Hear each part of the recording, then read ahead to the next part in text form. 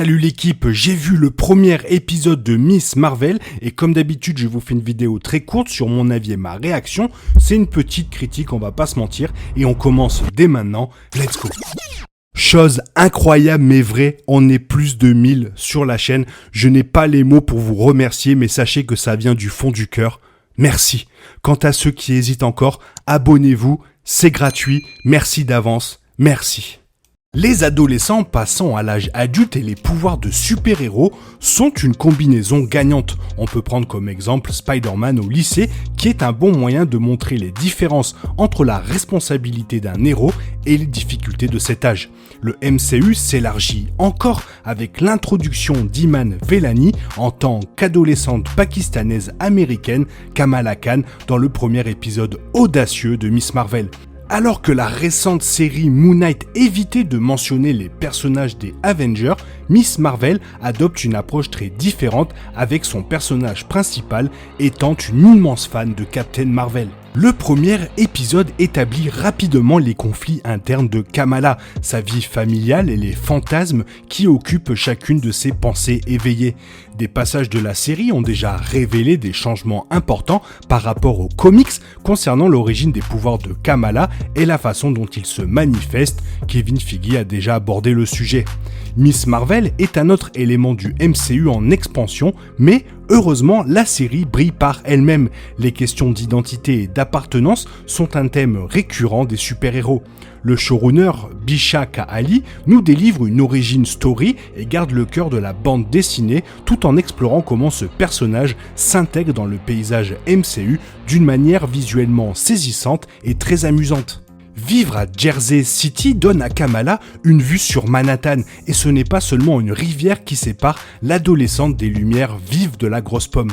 Avec ou sans pouvoir, le lycée est une expérience difficile. Non seulement il y a des situations sociales à prendre en compte, mais Kamala, 16 ans, doit également commencer à se débattre avec son avenir.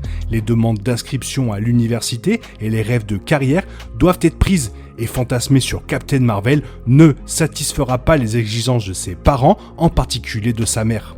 Souvent, les super-héros sont déchirés entre leurs pouvoirs et leurs obligations, mais la division de Kamala est évidente dans la première scène avec sa famille. L'histoire de l'immigrante est la plus manifeste lors d'un montage où on la voit dans différents magasins de vêtements et d'alimentation où Kamala se rend avec sa mère.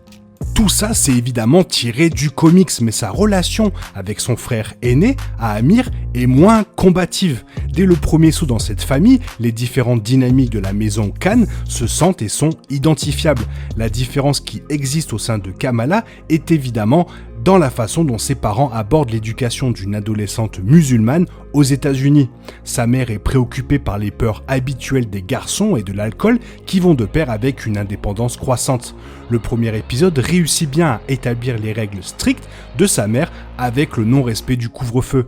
Il y a un fort sentiment que cela est directement lié au manque de confiance distinct de sa mère. Kamala ne se noie pas dans ses amis, mais il est réconfortant de voir que l'étudiante populaire Zoé Zimmer évite l'histoire de la méchante fille. Elle n'est pas exactement la meilleure amie de Kamala non plus, car cette place est réservée à Bruno et Nakia.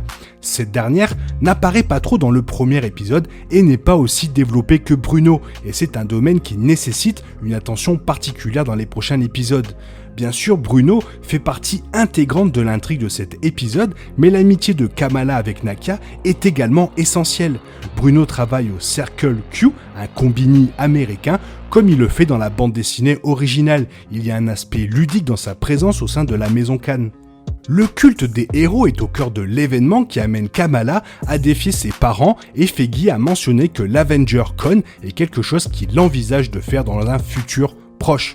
Bien sûr, il existe de nombreuses conventions comme le Comic-Con de San Diego et cette représentation fictive d'une célébration de tous les Avengers, ça manque un peu de grandeur. C'est l'événement inaugural, donc l'ambiance à l'ancienne pourrait être considérée comme le reflet de l'époque où les conventions en étaient à leur début.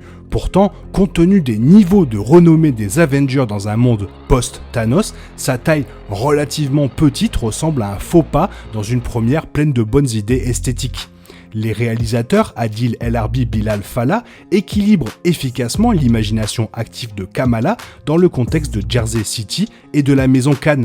Tout au long de ce premier épisode, Miss Marvel est visuellement saisissant dans son mélange d'animation et d'action directe. Sinon, l'équipe de direction fait un excellent travail en établissant les éléments désorientants des pouvoirs de Kamala et en reflétant ses moments d'autre manière, comme lorsqu'elle s'effondre sur son lit. Le concours de cosplay est l'occasion de réfléchir à l'impact des Avengers sur le climat culturel du monde fictif et réel. Il y a un coup de fouet pour les téléspectateurs qui passent du visionnage de nouveaux épisodes de The Boys, qui critiquent le MCU, à cette représentation plutôt saine du fandom et du culte des héros. Miss Marvel est conforme à la façon dont Hawkeye décrit l'idolâtrie d'un Avenger, mais sans que la vraie Carol Danvers n'apparaisse pour donner quelques indications à Kamala. Les attentes concernant l'apparence typique d'un héros sont également abordées et le MCU a vraiment pris son temps pour arriver à ce moment-là. Beaucoup reposent sur les épaules d'Iman Vellani, une Canadienne de 19 ans, et d'après la voix off du générique d'ouverture, il est clair qu'elle est une star en devenir. Hawkeye est la série MCU la plus proche en termes de ton de Miss Marvel, et Vellani est tout aussi charmante que Hailey Steinfeld. Vous ne verrez pas que ce sont des débuts d'actrice, c'est beaucoup à mettre en avant dans l'épisode d'ouverture pour dépeindre la lutte de Kamala entre vouloir embrasser ses passions sans aliéner ou blesser sa famille. Sa relation avec ses deux parents a déjà atteint des notes émouvantes et un moment bouleversant, capturé avec précision la honte de blesser vos proches. Kamala essaie d'être tout pour tout le monde et il n'est pas surprenant qu'elle se débatte. Les vêtements sont une façon de représenter ce va-et-vient et le créateur de costumes Arjun Bashin capture habilement une gamme de costumes de cosplay qui reflète ce conflit. Il crée également le genre de vêtements de cosplay qu'une adolescente serait capable de construire de manière réaliste et à aucun moment son interprétation ne semble exagérée. En ce qui concerne les histoires de super-héros de passage à l'âge adulte, celle-ci a certainement beaucoup de choses à raconter et elle ne s'enlise pas non plus dans l'angoisse des adolescents. Captain Marvel ne reste pas sur Terre, mais qui a besoin d'elle quand Kamala Khan est là ? Le nombre de séries du MCU continue de croître et Miss Marvel plaide déjà en faveur de Kamala Khan en tant que nouveau ajout passionnant. Cette histoire de passage à l'âge adulte comprend des éléments familiers d'une adolescente qui lutte pour trouver son chemin. Pourtant, la foi musulmane de l'adolescente et les attentes de ses parents offrent une nouvelle perspective. Les réalisateurs Adil et Bilal nous attirent immédiatement avec de solides fioritures visuelles et Iman Vellani est une actrice saisissante. L'Avengercom n'est pas tout à fait à l'échelle à laquelle nous nous attendions, mais sinon la série Disney+ démarre audacieusement.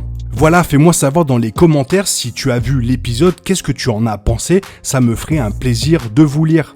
J'espère que la vidéo t'a plu, si la vidéo t'a plu, n'hésite pas à la liker, à t'abonner, la partager, la commenter, car ça m'aide à référencer la chaîne sur YouTube. Merci, je te souhaite une bonne matinée, après-midi, peut-être une bonne soirée ou un bon week-end. Bisous bisous, hasta la vista.